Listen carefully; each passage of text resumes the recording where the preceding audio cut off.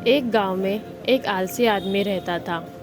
वह कुछ काम धाम नहीं करता था, बस दिन भर निठल्ला बैठकर सोचता रहता था कि किसी तरह कुछ खाने को मिल जाए। एक दिन वह यूं ही घूमते घूमते आम के बाग में पहुंच गया। वहां रसीले आमों से लदे कई पेड़ थे। रसीले आम देख के उसके मुंह में पानी आ गया और आम तोड़ने वह एक पेड़ पर चढ़ गया।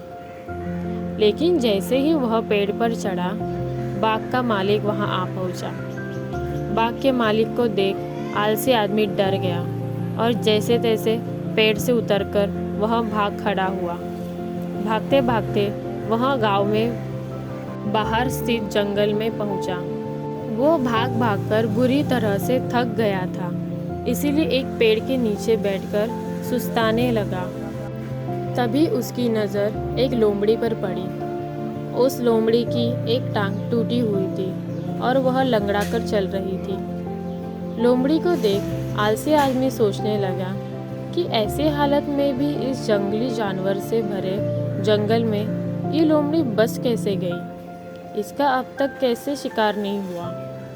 जिज्ञासा में वह एक पेड़ पर चढ़ गया और वहां बैठकर देखने लगा कि अब इस लोमड़ी के साथ आगे क्या होगा।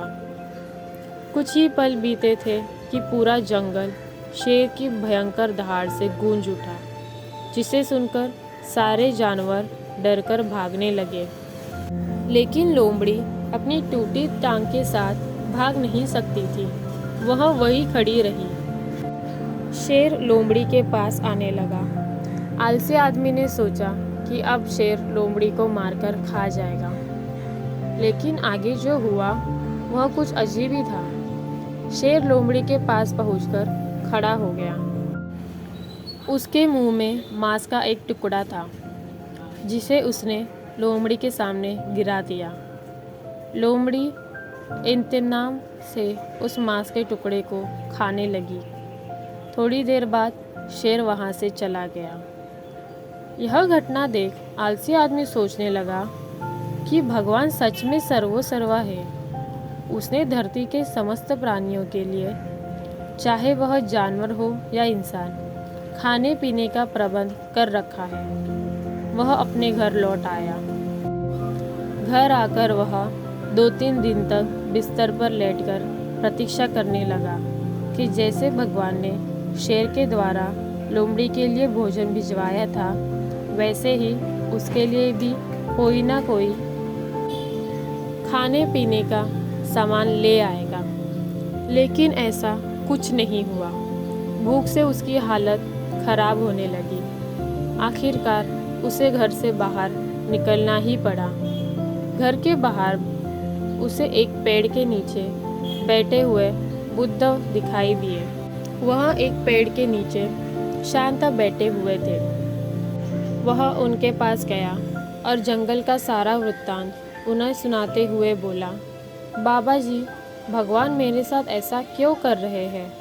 उनके पास जानवरों के लिए भोजन का प्रबंध है, लेकिन इंसानों के लिए नहीं है। बुद्ध ने उत्तर देते हुए कहा, बेटा, ऐसी बात नहीं है। भगवान के पास सारे प्रबंध है, दूसरों की तरह तुम्हारे लिए भी। लेकिन बात यह है कि वे तुम्हें लोमड़ी नहीं, शेर बनाना चाहते हैं। तो दोस्तों, गौतम बुद्ध हमें इस कहानी से यह सीख दिलाना चाहते हैं कि हम सबके भीतर क्षमताओं का असीम भंडार है, पर हम अपनी क्षमता समझ नहीं पाते और स्वयं को कमज़ोर समझकर दूसरों की सहायता की प्रतीक्षा करते हैं। स्वयं की क्षमता पहचानिए, दूसरों की सहायता की प्रतीक्षा मत करिए। इतने सक्षम बनिए कि आप दूसरों की सहायता कर सकें। नमो बुद्धाय।